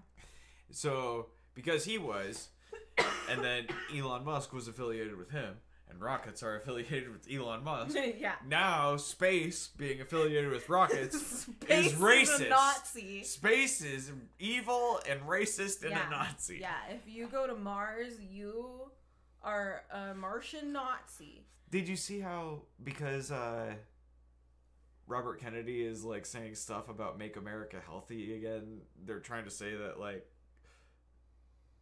health is like alt-right or something like that. I can't even remember. No way. Yeah, they're like trying to polarize Stop. making America healthy again. I can't even remember They're what the probably like, they're gonna do genetic engineering and wipe out disabled people or something ridiculous. If you get an abortion, you'll get a really bad cold. Is this health?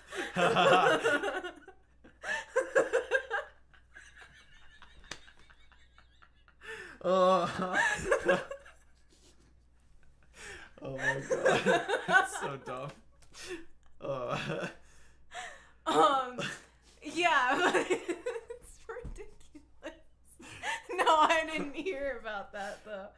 That's crazy.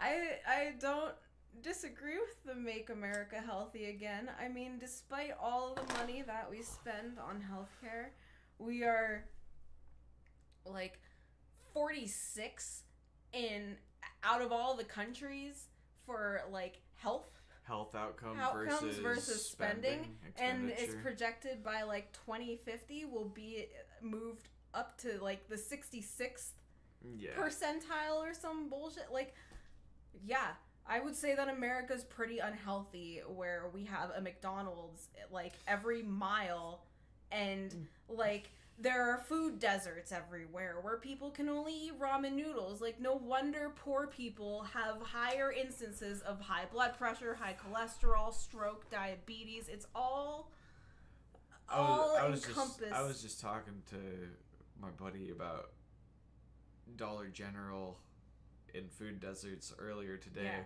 And really? and he was talking to me about how they're a scam. And like, I can see how you would think that they are, but also I can see how they're like, it's hard for me to look at small business enterprises that are trying to compete with things like Walmart and struggling to stay afloat and being like... He watched an episode of John Oliver where he talks about Dollar General. I can tell you that right now. So I've heard about... So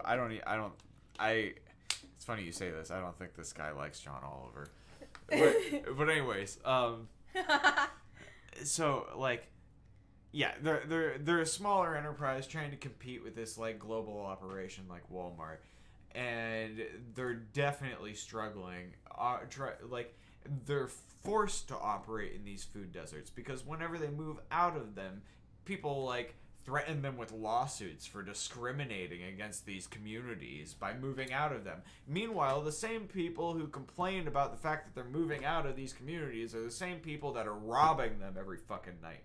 And nobody wants to work at fucking Dollar General for $10 an hour and get shot. So nobody fucking works at Dollar General. And my buddy was saying that the reason why Dollar General was a scam was because you'd go try and pick up something off a shelf, go to the cash register, ring it up, and it would be a different price than what you saw on the shelf.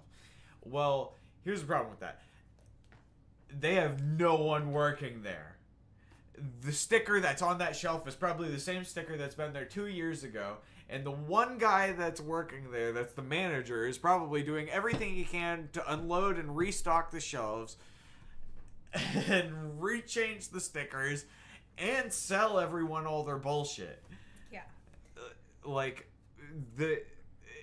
And nobody wants to work at Dollar General. Like, there's no fucking opportunity for moving up. It's a shit operation. So, what a weird reason to cite that Dollar General's a scam. That's not where I thought he was going with that. Yeah, that wasn't what I anticipated.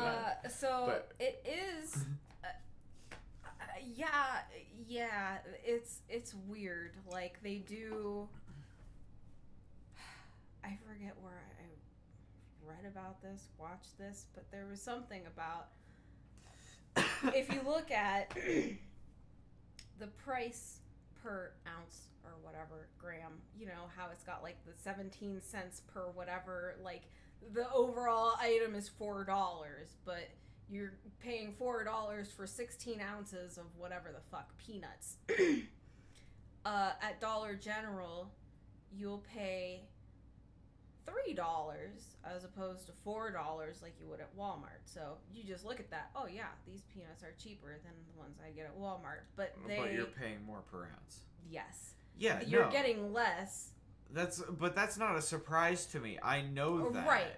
Walmart does literally the same thing. If you look at the smaller containers, it's the same thing. But Dollar General doesn't have, like, the manufacturers purposefully make smaller packages to sell at comparably the same price. But it's not like they sell 2 packages. They only sell 1 package right. of Nutella at Dollar General. Yes. At Walmart, they sell a big package and a small package. Yeah. But some guy I watched did a documentary, I think, where he, like, actually went and compared, like, went from store to store with a guy who lived in a food desert. If you want things that cost less, go the fuck to Walmart. The price that you're paying in convenience for not having to drive to Walmart, you're paying in the premium at Dollar General. Right. That's why Dollar General is there. And you could say that, but most people who live in food deserts don't have a car to drive, so they can't get to Walmart. Then looks like you have to pay the premium or you're fucked. It's not Dollar General's fault that right. the price of this is that. I'm fairly certain they're responsible for that. I think the person who owns Dollar General makes a lot of money. Hold on. But, okay. Yeah, so to argue that you are able to basically not make any money, yes. You could literally set your profit margin to 0, and you could make the price that the customer pays be equal to only the price it costs to manufacture said good. You could do that, but if I was doing that, I would say fuck you, and I would never make that object for you. Right. I would make it all for myself, and I would never sell it. The whole point of making things for other people in that situation is profit. Yeah. I might make it for my friends. Yeah. Like, I'm not making a bunch of free peanut butter for people. Right. Oh. Man. Okay, they've had a lot of problems. They've had tons of problems. Wow. But again, like... People are trying... That's what I was saying. People try and sue them all the time when they shut down stores because people shoot up the fucking stores. And they shut them down when people are robbing them. Yeah. And then they're upset because everything's behind locked boxes. And people sue them Because they're like, oh, you're discriminating against us now. Well, we already had to shut down 12 stores because people were running into the front of them and robbing the ATMs. Yeah, like the one up by the casino is a new Dollar General. Like, and that's in a okay place. Like, that's not in the inner city, but that one gets robbed and shot all the time because it's right next to the highway. Yeah. Like, it's terrible. And it's funny how people try to pretend this stuff doesn't happen, and to address it and be aware of it makes you sound negative or critical. Yeah, it's stuff worth being aware of. Like, it doesn't go away by trying to pretend it isn't there. Yeah, like the way that you solve problems is by acknowledging that there's a problem and figuring out what the problem is and what's causing the problem. And if it hasn't affected you or hasn't happened to you yet, you're only fortunate. Yeah. Because it's probably affected someone that you care about, and that's terrible, and that's something that they're forced to deal with that they probably aren't talking about or aren't able to functionally talk about because everyone treats people the way they do nowadays. Yeah. This, I don't know, this like closed dynamic people have about interacting. It's very few and far between that you find people nowadays, I feel, that are comfortable just like talking about ideas they have that often involve like emotions or like deep thoughts. People aren't usually willing to hear you out or like, I don't know, have a conversation at length about things. Yeah. People are hard. Yeah, like people will do this, people will do that. I don't know. From my experience, people I've tried to interact with whenever I've tried to have deep conversations, like people will try to, the majority of them will try to have a deep conversation at length really fucking quickly with you. Like and I don't know if it's just their way of trying to like, sum things up, or if they're just trying to like brush it off and trying to make it out like they're not interested. And it's just, that's been a difficult thing for me to discern in some cases. Yeah. I've noticed that sometimes. Well, like, people will like try and say something that like sounds profound, and you don't know if it's just like them trying to like wrap up the conversation or if they're just trying to like reflect that they understand or sound profound or whatever. A lot of the time, I mean, I don't know, if somebody says something like say I say something magic, and then you're like, oh yeah, magic is like dragons and stuff, I wouldn't be like, yep, that's magic. I would be like, thank you for actively listening and adding to the magic that is now dragons also. Yeah. Like, yes, like reflective listening is important. Yeah. But it is hard. I mean, sometimes people will just be like, go along with, oh yeah, like that's this book or whatever, and you're like, I know you, and I know that you don't know a goddamn thing about that or author or whatever. So yeah, I guess it depends on the person. You have to take people, like treat each person individually. It's hard because a lot of times you'll be like, well, I've heard this before, I'm out of here, or like a situation or a tone of voice will just like set you off and you don't even know why. But it's just, Yeah. I kind of expected, like, I don't know, I didn't really interact with a ton of family or anything this Thanksgiving. but I expected a lot more people to be going off about Trump winning the election. This is the first podcast since fucking Trump won the election. Oh yeah. That's I voted crazy. For space. I voted for myself.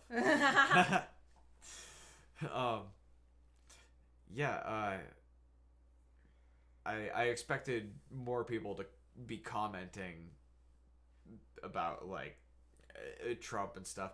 Mm-hmm. It's fucking weird. I don't really get it. It's like people aren't brave enough to outright like talk shit about Trump anymore. But they'll do things like fucking post fucking LGBT flags on their lawn and fucking post like we believe in science shit on our fucking or on their fucking front doorstep and a bunch of human is illegal. A bunch of silly passive aggressive nonsense that really doesn't engage in the real conversation. Yeah. And this is what I mean, like nobody really wants to have these conversations. They're uncomfortable conversations to have unless you feel comfortable talking to the person, unless it's a good friend who you know you can express your ideas to without them judging you, which is few and far between. Like nowadays, like I've got a lot of fucking crazy friends who have been in jail, friends who have been around the world. Like I've talked to a lot of fucking crazy people who have done a lot of fucking things. You'd have to do some pretty fucking crazy shit to really have me judge you negatively as a human being and look at you and be like, I have no faith in this creature and its goodwill towards me or like the other people around them. Like I generally believe in redemption even if you have done terrible things, but like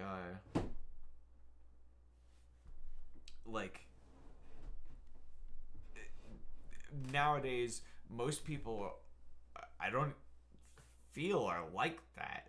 They're so polarized. Yeah. It just like talking about space and talking about rockets conflates the ideas of Trump is conflated with ideas of Musk and conflated with ideas of Trump and conflated with ideas of alt-right Nazi, neo-Nazi, neocon freaking insanity.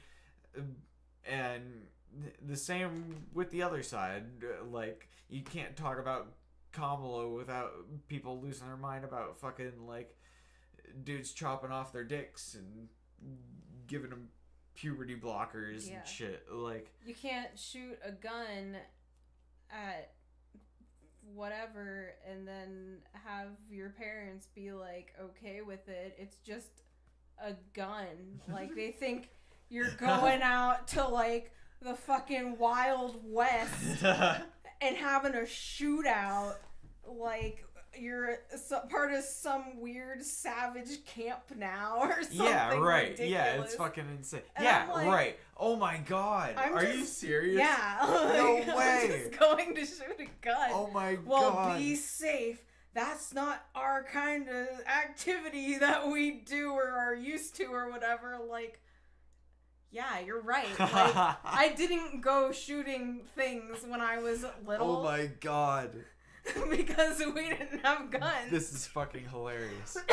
Okay, so a little bit of backlash, a little bit of backstory for anybody who decides to watch this in the future.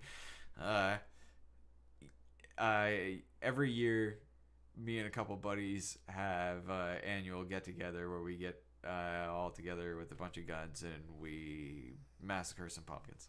We shoot them up. It's a good time. Usually bring some tannerite. And vaporize some stuff. It's great. It's a blast. And for folks who are native to the suburbs, it might be a little bit of a culture shock for you. Yeah. It wasn't bad though.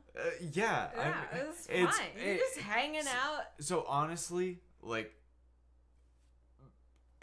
the years that you have accompanied us have probably been a little bit less crazy than they have been in the past. But even still, like, there are people who go way harder than us with pounds of tannerite, and everybody has AR-14s or AR-16s or whatever. Yeah. So, yeah, like, there's been years where we had, like, SKSs, and one year someone brought a Uzi out, I want to say, Levi said. I don't know what that is. You don't know what an Uzi is? No. You've never seen an Uzi? No. Are you serious? Oh, man. It's, old, like gangster gun. Like, they're on, like, modern kind of like, stereotypical gangster looking guy. Let me show you my little friend. No, that's a Tommy gun. Oh, okay. Well, Thompson. Listen, I'm not a gun person. I just shoot them once or twice a year. Scarface, Al Pacino. I participate. Say hello to my little friend. But yeah, but same general concept. Only Uzi is like compact SMG. Yeah. Oh, I like SMGs. Those are my favorite guns in the super animals. But yeah, But yeah, just because you shoot a gun, like, you're automatically some kind of, like, redneck, gun humping, Trump loving, whatever. Like, it's just so weird. Like, you can go shoot a gun and be a normal person. You can go support people of the same sex getting married and not be a crazy person. Yeah. Like, it's just I don't know. Yeah, people just need to be more open to dialogue and open to the idea that you, regardless of what party you are or whatever party the person you're talking to is, or whatever the fuck they are, regardless of that, it should be so irrelevant. You should just look at them like they're a fucking human being. Right, because that's what we all are. Like, at the end of the day, that's it. And yeah. Like, none of these people have any affiliate. Like, I don't know Trump or Elon or Kamala or Joe Biden. Chances are I'm probably never going to meet them. I'd like to. That'd be great. But chances are probably pretty slim. Mm-hmm. And for anyone to just, like, assume the radical opinions that any of them have based on any of one single opinion that I have, or that I have any of their opinions based on any one single opinion that I have, is fucking insane. Like, yeah, to think that, like, I think abortion should be legal. Oh, you think you should be able to abort babies after they've been born? Like, you're a baby. You're a terrible person. Like, what are you even talking about? Like, do you hear the words coming out of your dumb mouth? And, like, meanwhile, there are people who are, like, the same on that stance. It's insane because the legacy, like, media, I don't know if it was like ABC or MSN or whatever, but Trump took, like, a stance that was like pro-lifer or whatever, but it wasn't even like pro-life. He said something like, I don't think you should be able to have abortions after, like, the 6th month or something, after the 2nd trimester or something like that. And, like, they tried to spin it saying, like, oh, he's going to take your abortion away and all this shit. It's fucking insane. He never said that. Never said that. Yeah. And on top of that, I don't even think he gave any consequence to his opinion. I think he said he wanted to leave it up to the states regardless. And all the people who, like, get all fired up about that stuff, like, they don't even know the first thing about the healthcare system that they're trying to boss around. Like, I don't know. They're just crossing everything and blurring all of the lines so that, like,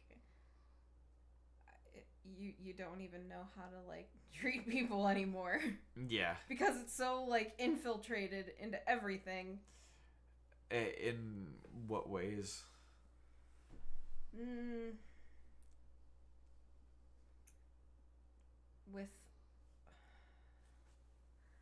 With like the DEI and all of that, and like the radicalization. Have you had to like deal with any of that? Yeah. It's like all embedded into policies now, and it makes it hard when you know the science. I really want to get into this, but it's like 11. It's hard to operate in the healthcare system when you know the science and you know the medicine, and it's like your thing. It's what you've studied. It's like what you do. And the people who are so disconnected from the science being the science directly correlated to the things that are being talked about relative to the DEI. Yeah, so yes, like that, like... So, like, gender dysphoria, yes, all things of like those that. things. Yes, when it's... Things that are in the DSM-5. Yes. It's very difficult to know how to approach things when, one hand... Can you clear up what the DSM-5 is really quick? Yeah, the DSM-5 is the Diagnostic and Statistic Manual for the diagnosing and treatment of psychological disorders. It's very important. There have obviously been 5 versions of it. There's a pocketbook version of it that I have that's quite nice. Diagnostic and Statistical Manual of Mental Health Disorders. Nice. I was right. But yeah, it's hard knowing the conditions the mental health conditions that people have, and trying to be, what your employer is telling you to be, but what your employer is telling you to be might not necessarily actually be what will help that person. You can call a duck a goose and pretend that it's a goose all you want. It's not going to help the duck learn how to be a duck or cope with being a duck, even though they wish they could be a goose. And you're really doing people a disservice by just saying, live your truth, be your own person, do you do you. Like, that's a huge thing. And yeah, just with like policies and stuff, you can't tell people that they have a problem, or that, gee, I wonder if this that you're dealing with right now has something to do with something you experienced a long time ago, or is there something else going on? Like, it's such a complex... Is there anything you're expected to do in your practices where you're, like, they, like, encourage you to go a particular route with them? Like, let's say there's someone who, like, I don't know if you've dealt with people who are, like, freshly trans, come out of the closet kind of a thing, or are people who are, like, mid-transition or whatever and expecting you to help them in their progress. Is it, like, has it ever been, like, a situation of you where, like, they're expecting some kind of aid from you regarding that, and, like, your employer is like one opinion one way or another? Yeah, there was one where somebody asked me to help them find a provider for bottom surgery. Which is fine, whatever. There aren't many that will do that around here. The next one is in another state. That's like the closest option. The thing, so like, yeah, we got resources for days on all of that stuff. Like, just look it up and send them off that way, send them off to that provider, send them to that provider. You want this, you can go get that. The problem is, if I hadn't talked to this person as much as I did, I wouldn't have found that they had other severe mental health issues and a long rap sheet of legal problems and substance abuse and all of these things. And I'm not judging this person. I don't care. Like, I don't care what you do. I understand people go through shit, and drugs and sex and all the things are ways to cope with things because it feels better than the unpleasant shit that you're going through right now. But when I see all of these things adding up over your however many year life, and then all of a sudden, like okay, that's who you've been for the past, let's say, 70 years. Because in my world now, people live to be 150. 70 years you've been a person who's been in and out of the prison system, doing drugs, killing, whatever the heck you're doing. Clearly somebody who's had a troubled existence from the beginning and who then later discloses other traumas. This person now decides that they don't want to be a girl anymore, they want to be a boy, or they want to be a boy and not a girl. Well, if somebody has, like, they're a sex offender, there are no clear guidelines on how to treat that. And because we are trying to be patient-focused and trying to connect them with resources, that whole side of that other side of the coin that nobody really wants to talk about, that the negative side, that there is severe mental health issues. Many of the people who are of the LGBTQIA community have comorbidities like severe depression, bipolar, anxiety, all of that. And that's not me saying that their existence is wrong. There's even suggestions that it's correlated with autism, but people don't really talk about that. Yeah. Yes. All of these things. It's for fuck's sake, like, the solar cycle impacts mental health. Yeah. So, like, I have always been like for gay people, like, get married, do all the things, fuck whoever you want. I don't care. It doesn't affect me. You have the right to fuck whoever you want. But, like, when it's going to hurt you, when someone on the outside can see that, like, you're down this this journey of self-discovery, but also simultaneously a journey of self-destruction, because part of it is destroying your past self. Then you start splitting off personalities. Well, this was me then. This is me now. This is going to be future me. Today, you're going to call me Josie. Tomorrow, you might call me Marcus. Like, I don't know. But that's kind of the state of affairs that we're almost encouraging at this point, because we're refusing to look at people at face value and be like... And I think a lot of it has to do with people not being comfortable in their own skin, or feeling... they have to realize that it doesn't matter what skin you're in, you have to eventually feel comfortable in that skin. Because no matter how many people on the outside will accept you, you're still not going to feel accepted if you don't accept yourself, because you're the person who's talking to you day in and day out. Yeah, and really, it's a deflection in a lot of cases, not even necessarily in the case with, like, trans body dysphoria, discomfort with your, like, physical appearance and things like that. Like, a lot of people who just, like, generally feel like neurological pain and stuff like that, they're just generally not satisfied with themselves and it's the same case with like little kids fucking making shit up and furries.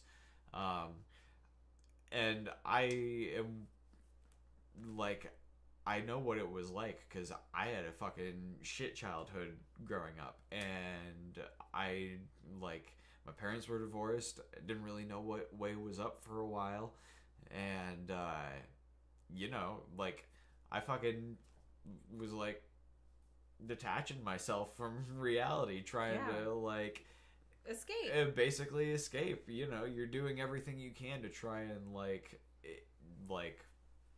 rationalize, not even rationalize, just you know, escape, you know, find a way to exist in your world that otherwise is complete and total bullshit. You're right. And people have their methods, and some people are never able to overcome that without having something, without finding some kind of spark. Like some people just live out in the middle of nowhere and don't really have many opportunities to them and stuff, and that's fucking terrible. Like, that's a lot of people I talk to. Yeah, like and like, we're fortunate to like live in a kind of urban-ish area and have opportunities to go off from and stuff that I could kind of springboard off from, but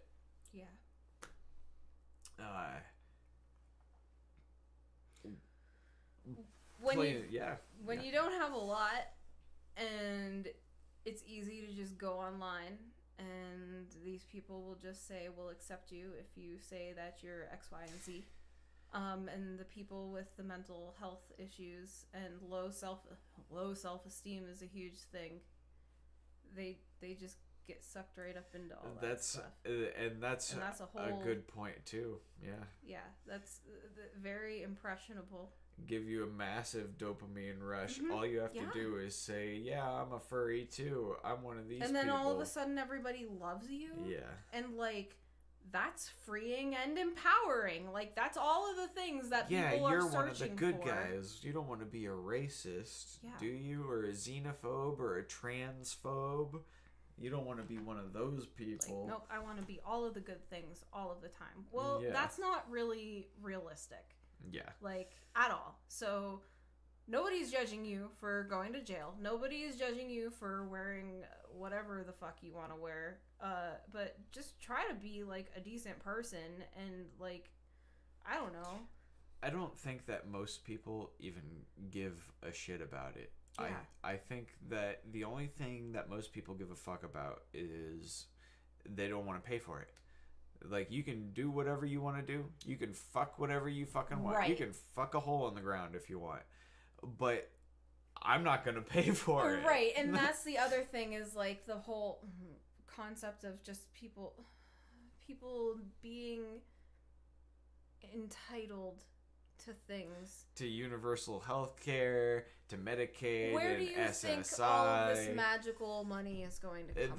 That's why Medicaid is under attack. It's not actually under attack. There are specified portions of it that are being reconsidered because people don't want to pay for other people to get their gender care. It is happening. Yeah, it's happening. Right. It's totally happening. They're giving it to illegal aliens. And not only that, Argentina is literally unloading their jails and sending illegal aliens here. And they're being locked up and given sex changes. Hang on. Yeah, I'm going to look this up just to make sure that I'm not completely butchering What the fuck kind of movie script did you just come up with? That's a whole plot twist. Okay. Illegal aliens. Argentina. In the U.S. being given sex changes.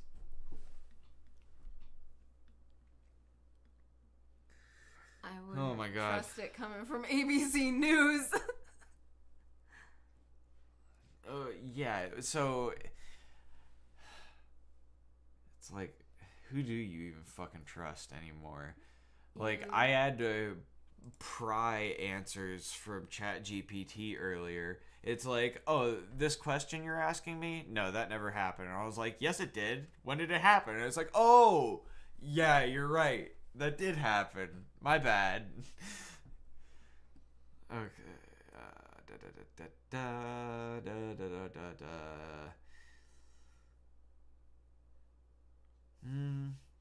She wants to do transgender operations on illegal aliens who are in prison. That's what Donald Trump said about Vice President Kamala Harris on Tuesday night debate moment. Blah, blah, blah. This is September.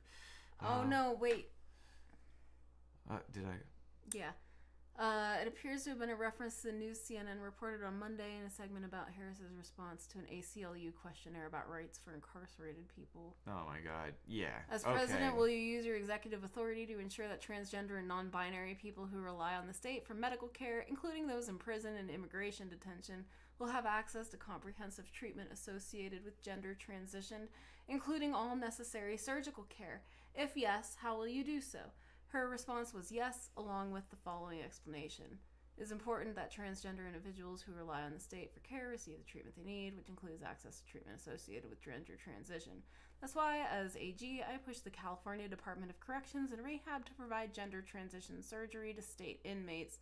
I support policies ensuring that federal prisoners and detainees are able to obtain medically necessary care for gender transition, including surgical care while incarcerated or detained. Transition treatment is a medical necessity, and I will direct all federal agencies responsible for providing essential medical care to deliver transition treatment. Okay, well, This inhaler... is why Kamala lost. Yeah. This is exactly why Kamala lost. My inhaler is a medical necessity for my asthma, and it costs me $120 every month, and that's with insurance. Yeah. So... Yeah, fuck that shit. Fuck that. That's insane. Fuck that. No. Not paying for that. No. I talk to so many sick people all the time who have literally had to sell their houses. There are people who are literally dying. Their biggest argument to steelman that is that, these people will commit suicide if they don't get this gender affirming care, which is their new language designed to categorize sex change operations. There is no factual evidence supporting that statement. Right. Because even after they transition, a lot of them have all of those conditions, like depression And not only that, but all of the social ridicule accompanied with their original sentiment is only doubled. Yeah. Based on their own statements of discrimination. Yes. So basically they chose to be something that was discriminated against more. Mm-hmm. For the fact that it was discriminated against. And yeah, oh boy, and that's a whole nother thing. It's like Munchausen's. So, yeah, it is Munchausen's. Like, you're deliberately causing something terrible to yourself so that you have something to complain about and go to the hospital for. And, like, I don't know. It's weird to question these things, and just the social dynamic anymore is just such that you aren't able to really talk about this with your friends. You're not even given space. There's no space where you can have a conversation, like professionally. There's no space to have a conversation where you're like joining, like, okay, I know that this is what our company says we should do, and like I know in the world of social work and whatever, like you're supposed to, you're theoretically like left leaning. Right, yeah. Over, like, than right-leaning, but especially it's left. Not even, like... I can't even say that it is left leaning. I see it as centrist leaning. Like people see goodwill as left leaning. Like, oh, you're giving help. Well, you can only give as much help as you can be efficient. Yeah. So you have to be a little bit conservative. Right. So you have to be a little bit balanced. Yeah. And then if your answer to the balance is sacrificing a millionaire every year, wrong. Yeah. Wrong. Like, not that's your idea of liberal morality. Like, you're just as bad as the people you hate. Yeah, the fiscal conservative. Maybe, because you literally just pitched Hunger Games style. Yeah, fuck. Like society. Holy shit. Only with rich people. That. Yeah. Like, you're a fucking scumbag. And all of us on antidepressants are in the back, in the crowds cheering. Yeah. Like, what the hell? Seriously. Who thinks that? Yeah. That's fucking great. Yeah. So, yeah, I don't know. It's crazy.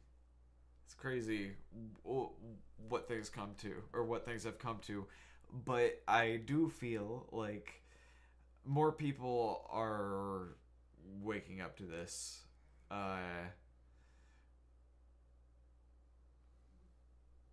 And I feel emboldened by it, at least enough to fucking speak out more. But, like, I've been planning this for forever, and who knows if anybody even fucking watches. If they do, they'll have a great time.